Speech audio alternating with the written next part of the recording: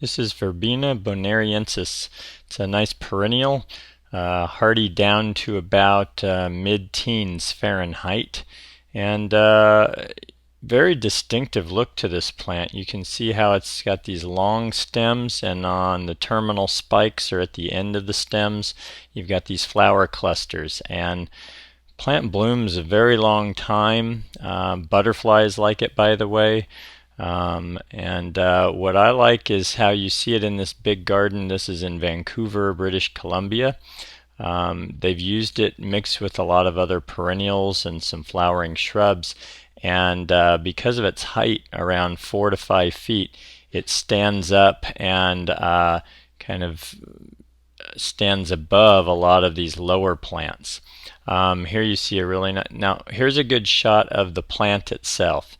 And at the base of the plant, there's not a lot going on there. It's a very sparse little cluster, and really the show is up higher. So you see these long kind of squarish stems that support the flowers, and here again you can see it in this perennial border. And that's a nice way to use it. I don't love the color mix here, but I think the way this stands up in the back is really interesting. I think they may have overused this a little bit here, but just in terms of how to use it, I use it as a background plant where it's standing behind other things that are nice companion plants in the foreground. And at the end here, we're going to show you some nice companion plant ideas as well. So this can be an invasive plant. It can go to seed on its own, and if you've got moist soil that's ripe for propagating seeds that drop, then that can be a problem. I've read about this online, and I've heard some people saying that they found it invasive. I think Texas was one of the areas where it was really a problem. So I haven't had that experience myself. I'm in Northern California in a hot inland valley during the summer, and that's not an experience I've had on any of our jobs. So I think it seems to be climate driven, and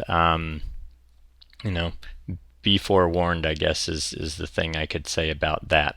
So deer resistant, I've seen this in deer areas, and the deer have left it alone. Lower water once it's established, and full sun is where you're going to get your best bloom for this one. And really just a nice, interesting accent plant. Also a wind garden. I've had a few clients request kind of a wind garden, and there's some nice plants like Gara and miscanthus, some of the grasses.